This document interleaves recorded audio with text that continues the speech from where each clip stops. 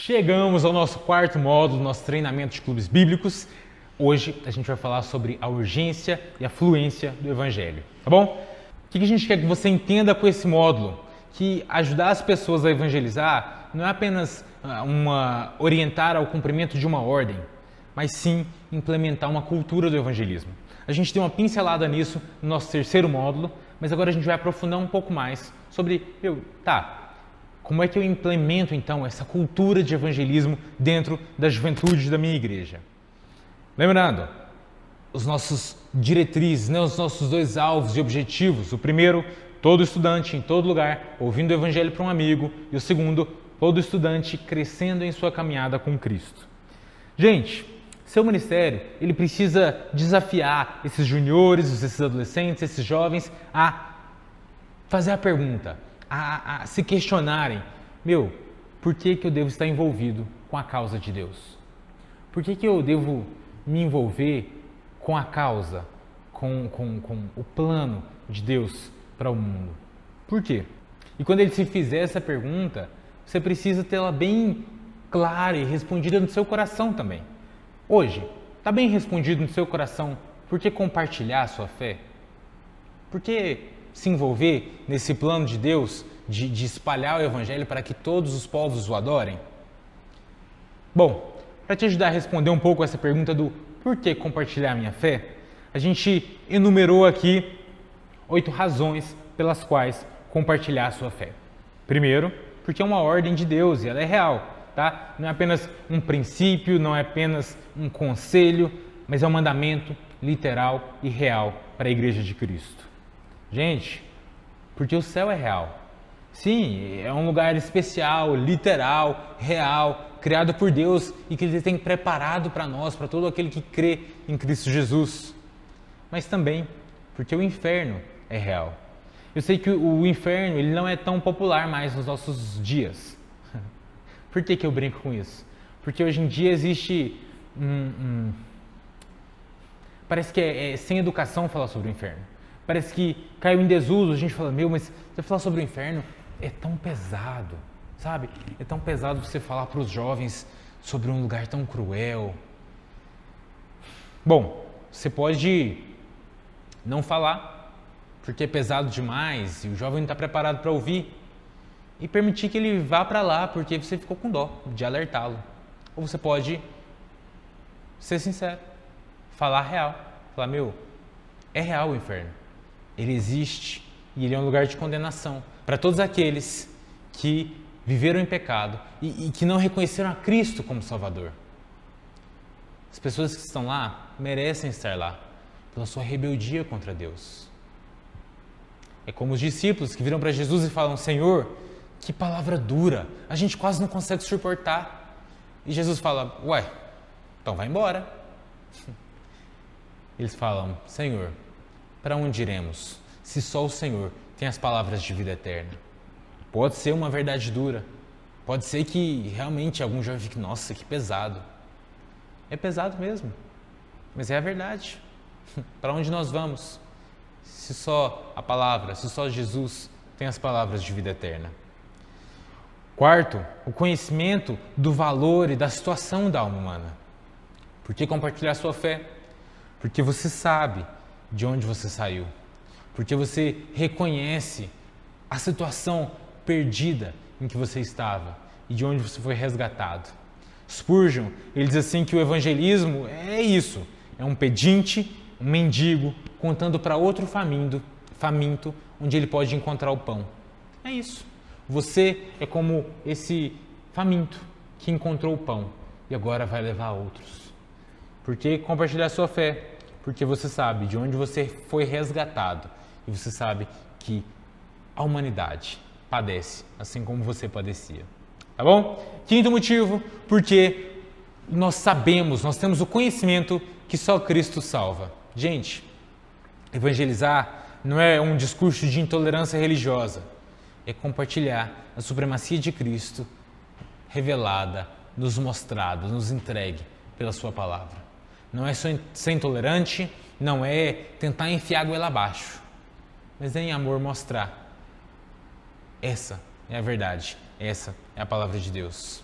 Sexto motivo, por amor ao próximo. Se nós entendemos que nós somos amados por Deus, como é que a gente pode não amar aqueles que ainda estão se perdendo? Entende? Quando eu vejo um cristão que conheceu a Cristo e agora fica assim, meio que guerreando para que haja uma perseguição a quem não conhece a Cristo, vejo como alguém que acabou de ser resgatado de um buraco profundo e agora olha para as pessoas que ainda estão nesse buraco profundo e começa a jogar terra. Não seja essa pessoa. Nós compartilhamos a nossa fé por amor ao próximo, por entender de onde o Senhor nos tirou. Sétimo, por gratidão a Deus. Nós não temos uma dívida para conquistar a salvação. Não, a salvação é gratuita, é pela graça, mediante a fé em Cristo Jesus. Mas nós temos uma dívida de gratidão. Nós não fazemos para que Ele nos salve, mas nós fazemos por gratidão, pelo Cristo que já nos salvou. Gratidão a Deus. Um coração grato, ele reage a essa graça de Deus e anuncia essa graça para todos. E por fim, em oitavo lugar, e que não deve ser o nosso alvo final, não deve ser o nosso propósito, por uma recompensa. Sim, a Bíblia nos fala sobre uma recompensa. Isso não quer dizer que você vai ficar pregando o Evangelho, mais 3 vidas, mais 3 pedrinhas na minha coroa no céu. Não, calma lá, não. Não é o nosso alvo final. Nós não fazemos para receber algo, não. Mas é um fato, a Bíblia nos diz que existem resultados, existem recompensas pela nossa fidelidade a Deus. Então, gente, uma cultura de evangelismo, não apenas uma ordem, mas uma cultura, não sobre momentos de evangelismo, mas sobre uma fluência do Evangelho. Não tem nada errado em você fazer momentos de evangelismo, momentos de sair na rua e pregar o Evangelho, momentos de falar na rádio da cidade, uma praça, não. Mas que haja uma fluência, que flua, que seja natural nos jovens da sua igreja. Entrou no Uber, cara, pregar o Evangelho para esse cara. Conversou com os amigos, é natural, flui, sai naturalmente dele a pregação do Evangelho. Bom, uma forma disso acontecer e que reflete muito da nossa geração, uma geração em que as experiências valem muito. Talvez o jovem da sua igreja ele não esteja ligando tanto para um número estatístico. Você fala, estatisticamente, Mas se você começar a falar assim, olha, eu vou te falar o que aconteceu comigo. Oi, aconteceu com você, de verdade? Sim. Nós somos uma geração social e as redes sociais fazem com que esse jovem ele se atente para, olha, instantâneo, Instagram, aconteceu isso com ele. Olha, ele postou tal coisa. Olha, ele viveu essa experiência. Por que não aproveitar para pregar o Evangelho, anunciar a Cristo através do seu testemunho pessoal? Quantas vezes você já testemunhou do amor, do Evangelho, da graça de Deus? Gente, compartilhar a nossa história move o Evangelho além dessas verdades teológicas difíceis para algo muito mais pessoal, algo que transforma, que revela o poder de mudança que o Evangelho tem na nossa vida. O poder de mudança que o Evangelho exerceu sobre você. Então, tira da teoria, tira do teológico e rebuscado para, olha o poder na prática. Olha o que Cristo fez em mim. Bom, desafia eles, desafia seus juniores, seus jovens, seus adolescentes a compartilhar essa ação de Deus na vida deles. E se desafie também, tá bom? Eu quero te desafiar, quantas vezes já deu o seu testemunho? Põe o seu celular para gravar e compartilhe o seu testemunho. Ouve, olha, testemunho de um cristão, ele deve ter o antes de Cristo. Como eu era antes de conhecer a Cristo? Deve ter como Cristo me alcançou. E o que agora transformou a minha vida? O que Cristo tirou e o que foi colocado? Do que Ele me revestiu depois da salvação? Às vezes a gente brinca que tem gente que foca muito no antes de Cristo. Então, eu bebia, eu fumava, eu usava drogas, eu fiz sexo fora do casamento, a minha vida era uma desgraça, e eu ia para festas, fazia tudo o que me dava na cabeça. Saudade. Credo, né? Mas a pessoa foca tanto na vida antes de Cristo que parece que era um momento alegre. E ela fala, e aí eu conheci Jesus, né? E agora eu vou para a igreja. Pera, é isso? Você fazia de tudo, aí você conheceu a Cristo e agora você vai para a igreja. É diferente de eu, antes, vivia assim, assim, assim. Eu era um desgraçado, eu vivia fora da graça. Mas eu conheci a Cristo. E agora isso mudou, isso mudou, isso mudou, a minha vida é outra. Percebam? E que seu testemunho, ele não foque em você, mas ele foque em Cristo e em que Cristo te transformou. Todo testemunho, assim como todo evangelismo deve ter: Deus me ama, eu pequei, Cristo morreu por mim, me arrependo e sou salvo. É isso. A verdade do evangelho, ela deve ecoar, ela deve ressaltar, ela deve saltar do seu testemunho para que ele tenha vida, para que ele traga transformação. Gente, não pensem que existe um testemunho mais santo que outro. Vejo algumas pessoas falarem assim: mas eu não falo muito do meu testemunho porque não é daqueles testemunhos fortes, sabe?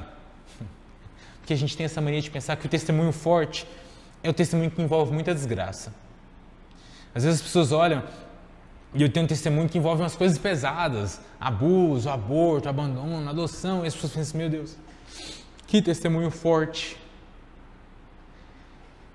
Testemunhar é falar que Jesus ressuscitou você dos mortos. Não tem como isso ser fraco. Não tem como um testemunho ser fraco, porque ele não depende de nós. Ele é a transformação de Cristo em nós. E isso sempre vai ser forte. Isso sempre vai ser atual. Sempre vai nos fazer sentir, vibrar. Se você fala assim: meu testemunho é fraco porque eu nasci na igreja, que bênção, o Senhor te preservou desde sempre. Mas eu nasci na igreja, não tem como eu falar o antes de Cristo.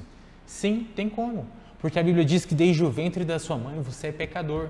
Se você conheceu a Cristo com 4 anos, você teve 4 anos antes de conhecer a Cristo. Em que talvez você não fez coisas terríveis e tudo mais, mas que você já sabia: eu sou pecador. Porque Romanos me diz que todo mundo pecou, por isso está todo mundo afastado de Deus. Compartilhe o seu testemunho pessoal.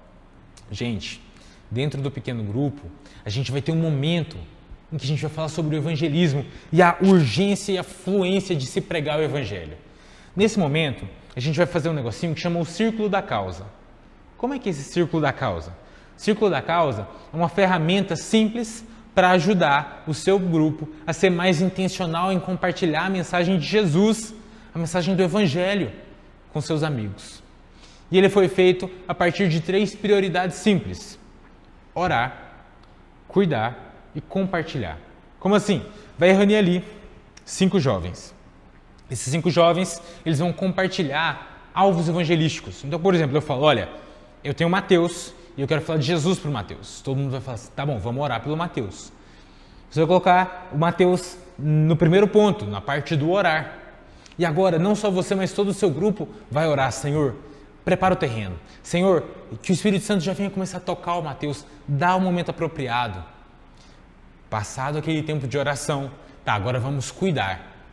Sabe, o pessoal vira e fala assim: a gente está reunindo o grupo, a gente está orando pelo Mateus, mas você tem tentado se aproximar dele? Você tem tentado cuidar dele? Segunda fase. Terceira fase, compartilhar. Ok, você já orou pelo Mateus, você tem cuidado dele, você tem se aproximado dele, mas já tem 2 meses, está na hora de compartilhar, né? Gente, de forma prática, o Círculo da Causa, a parte do orar, é a gente entender: Jesus, ele sabia o tanto que era importante ele falar das pessoas para Deus antes de falar de Deus para as pessoas. Jesus sabia o quanto era importante orar para que Deus executasse, para que Deus realizasse, para que Deus desse sucesso, tá bom? Então, quando a gente começa a orar pelas pessoas que a gente quer alcançar com o Evangelho, Deus começa a preparar o coração dela para receber as boas novas a respeito de Jesus. Esse Círculo da Causa, ele é como um grupo de prestação de contas do evangelismo. Então, a gente vai prestar contas, tá? Eu tenho orado pelo meu evangelístico? Sim. Eu tenho cuidado. E cuidar, gente, é assim: Jesus, ele curou muitos doentes, ele alimentou muitos famintos, ele socorreu muitos daqueles que sofriam. Da mesma forma, a gente tem que demonstrar amor, cuidado pelas pessoas que a gente quer alcançar. E a gente faz isso como? Ouvindo, cuidando, mostrando: eu estou aqui, eu quero te ouvir, eu quero ser seu amigo, sabe? Você não é só mais um número de check, eu evangelizei mais um. Não, é uma vida, é uma história completa. E compartilhar. Eu vejo muita gente falando assim, pregue a palavra. Se necessário, utilize palavras. Não. Gente, é necessário. A Bíblia diz que a fé vem pelo ouvir e ouvir a palavra de Deus. Então, você precisa falar, você precisa compartilhar, você precisa falar a verdade. Deus te ama, você pecou, Cristo morreu por você, se arrependa, então você será salvo. Compartilhar é a última etapa desse processo do círculo da causa. E, gente, quando o jovem chegar no grupo, entrar naqueles 5 ali que vão falar, esse grupo de prestação de contas evangelístico, falar, eu falei o evangelho para o Mateus. Louve o Senhor, faça festa, se alegre, se regozije. Ele falou do evangelho. Se Mateus aceitou a Cristo ou não, se ele reconheceu a Cristo como Salvador ou não, é outra parte. Essa é a função do Espírito Santo. Mas a nossa parte de orar, de cuidar, de testemunhar da graça, do amor de Cristo, foi realizada. Então, gente, agora, uma parte prática, faz aí o seu próprio círculo da causa. Anota aí aquelas pessoas que você quer pregar o Evangelho e em que ponto você está. Você já tem orado por essa pessoa? Se não, coloca o nome dela na parte de orar. Você já tem cuidado, se aproximado dessa pessoa? Então coloca na parte de cuidar. Ou não, eu já orei, eu já me aproximei, eu estou no ponto para pregar o Evangelho. Coloca o nome dela no compartilhar, tá bom? E por fim, responda aquelas nossas 3 perguntinhas para discussão. A primeira delas, qual que é o maior desafio de orar pelos descrentes que você enfrenta? Segunda, qual que é o maior desafio que você considera existir no cuidado, nesse se aproximar daqueles seu amigo descrente? E terceiro, qual que é o maior desafio para você compartilhar o Evangelho com ele? É vergonha, é medo, é temor a homens? O que é o seu maior desafio para compartilhar o Evangelho? Então é isso, chegamos ao fim do 4º módulo. Espero que você esteja a cada módulo mais desafiado, inflamado aí para discipular, para evangelizar e para fazer com que esse clube bíblico na sua igreja seja um ministério eficaz de multiplicação de discípulos para a glória de Deus Pai. Tá bom? Grande abraço, até a próxima.